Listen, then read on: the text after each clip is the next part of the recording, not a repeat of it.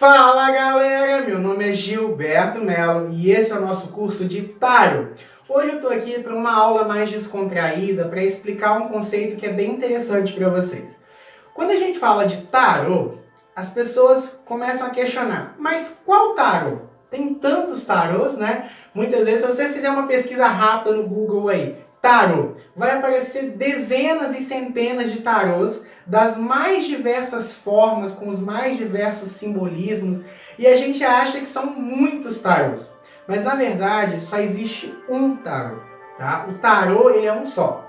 O que existem são releituras desse tarô. É claro que tarô não é o único oráculo. A gente já teve uma aula sobre oráculos.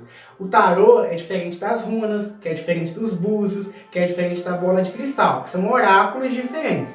Mas quando leva o nome de tarô, todos eles têm uma base comum. E se você aplicar os conhecimentos deste curso em outros tarôs, você vai conseguir se sair bem. Só faço uma ressalva nesse contexto que eu acabei de dizer. Se você pegar, por exemplo, vou pegar um exemplo aqui que vocês vão me entender bem.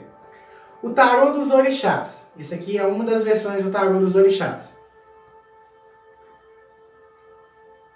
Se você pega o tarô dos orixás, você precisa, além de ter o conhecimento dos arcanos, você precisa ter o conhecimento dos orixás. Quando a gente toca numa cultura, seja qual for, você necessita conhecer um pouco dela, tá? A gente tem que perder um pouco essa ideia de colonizador, de ir lá e pegar só o que eu quero. Se eu estou jogando o tarô dos orixás, ou, por exemplo, se eu pego o tarô das bruxas, esse aqui é uma versão do tarô das bruxas. Se eu pego o tarô das bruxas, eu preciso conhecer, até porque os simbolismos eles vão ser os mesmos, né? Por exemplo, aqui a carta da sacerdotisa de número 2. A gente tem uma carta de sacerdotisa também no tarô tradicional. Porém, aqui eles fazem referência a um mito pagão, que é o mito, né, da deusa Core, que se torna Perséfone, dentro da mitologia dos mistérios eleusianos, que fazia parte ali da cultura grega. Se eu não conheço a mitologia ali da deusa Core, da deusa Perséfone, não faz sentido eu trabalhar com esse tarô. Então, a sacerdotisa vai significar tudo que a sacerdotisa representa, porém somada, tá, um pouco aquilo que a carta quer passar, a expressão do que a cultura no qual essa carta foi desenvolvida quer te passar. Então, assim, tarô, e como é que eu sei que é um tarô?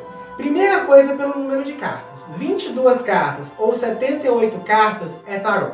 Tá? Geralmente você vai encontrar tarôs com 22 cartas, só com os arcanos maiores e personificações desses arcanos maiores, ou 78 cartas com as personificações dos arcanos menores e maiores. Tá? Então, tarô vai ser sempre isso. Muitos baralhos por aí se auto-intitulam tarô, mas de maneira equivocada. São oráculos.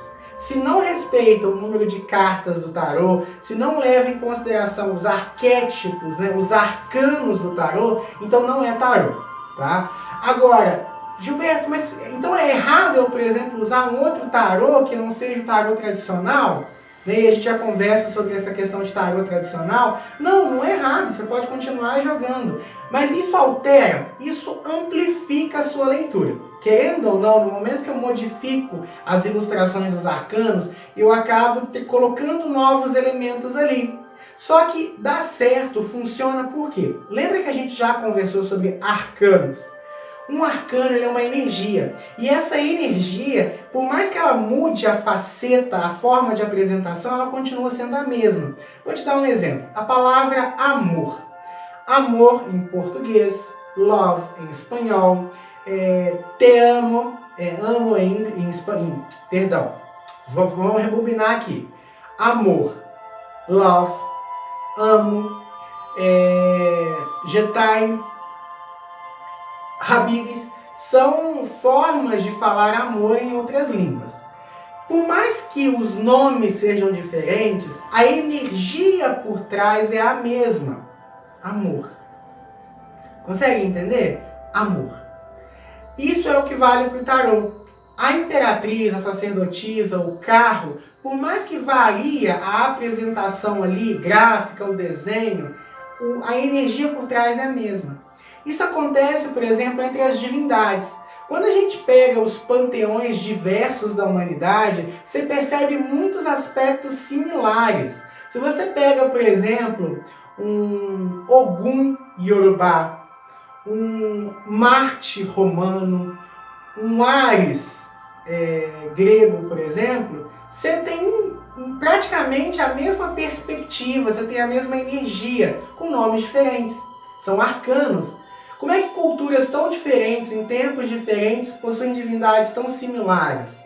Lendas muito iguais. Se você pega, por exemplo, Krishna, se você pega, por exemplo, Jesus, Buda, Horus, você percebe que existe uma associação, até a lenda deles, a história deles é similar. O que isso quer dizer na prática, Gilberto? Quer dizer que são nomes diferentes para um mesmo arcano, para uma mesma verdade. Tá? E essas releituras do tarô são isso, são mostras, digamos assim, diferentes dos mesmos conhecimentos. Então, se você conseguir pegar, sintetizar bem o que o nosso curso está trazendo sobre tarô, você vai conseguir jogar qualquer tarô, respeitando sempre a cultura no qual esse tarô foi criado. Tá? Então, por exemplo, vamos pegar o arcano 15, o diabo. Ele pode ser Loki no baralho nórdico, ele pode ser Exu no tarô dos orixás, ele pode ser, por exemplo, eu tenho um outro tarô aqui, que é o tarô dos santos. Dos santos, eles fazem associações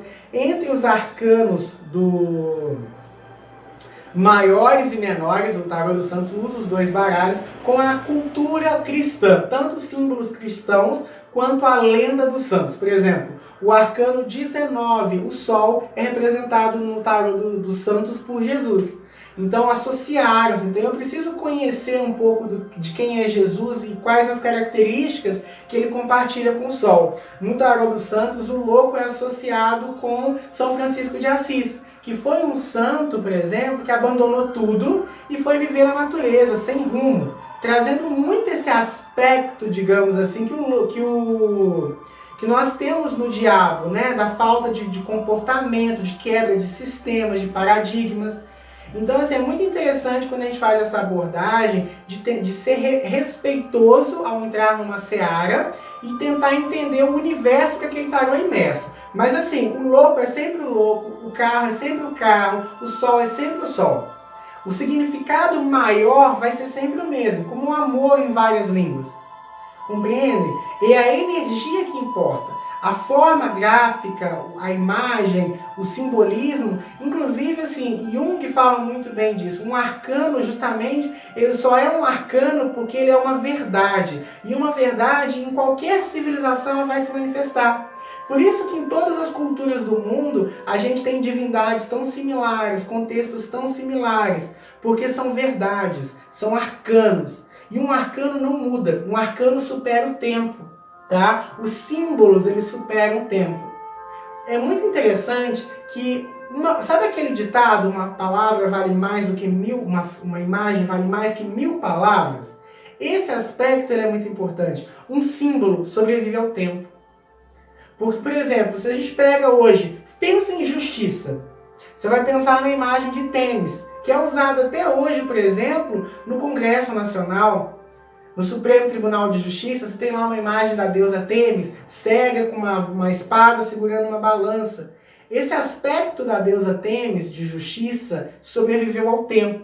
Uma coisa que veio lá da Roma Antiga, mais de 2000 anos atrás, continua viva até hoje. Então, o símbolo, o arcano, supera o tempo. Nós vamos deixar de existir e o tarô vai continuar. O tarô faz parte da alma da humanidade, da alma do planeta. E ele está aqui como uma ferramenta que agora está à sua disposição. Nós optamos aqui no nosso curso pelo tarô de Rider-Waite, que é uma das versões mais famosas do tarô. Quando a gente fala de tarô, o tarô de Marsella é mais lembrado, porque ele foi um dos primeiros a se popularizar. Mas o tarô de Rider-Waite, ele respeita muito bem os princípios do tarô tradicional, né, que seria esse tarô de Marsella, ao mesmo tempo que ele tem belíssimas ilustrações muito coloridas que favorecem a leitura oracular. Por isso a gente optou por esse baralho. Mas vocês podem utilizar outro tarô que vocês tiverem, podem estar utilizando também outros de outras vertentes, de outras culturas. Sempre respeitando a cultura do tarô que vocês estão utilizando e sempre entendendo, acima de tudo, o que o arcano quer te passar na sua base. Lembra do amor? Sentimento expresso em palavras por culturas diferentes. Mas é a mesma base, a mesma matriz, tá bom? Porque o amor é um arcano. O amor é uma verdade imutável. E isso é arcano. Verdades imutáveis, que se adaptam, que se transformam, mas que continuam em essência sendo a mesma coisa. Muita luz, muita paz, muito equilíbrio e eu vejo vocês na próxima aula.